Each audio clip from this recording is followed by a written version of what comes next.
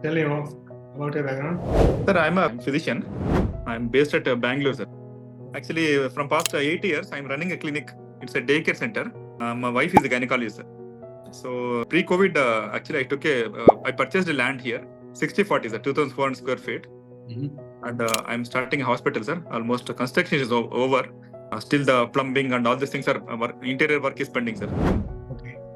Expected to be around 8 to 10 months. It's going to open. Actually, my present clinic name is Kishore's Healthcare. Actually, last time I messaged you, sir. The name I messaged you. So you are creating a big hospital, right? 100 beds in the Sir, it's around 26-bedded hospital. How is your experience in Doctorpreneur Academy? It's good, sir. Because last Sunday I attended the class. It's a 2-hour class. I attended. It was good, sir. So many points they covered. So especially that marketing, that 10 points were there. Yeah. That is very good, sir.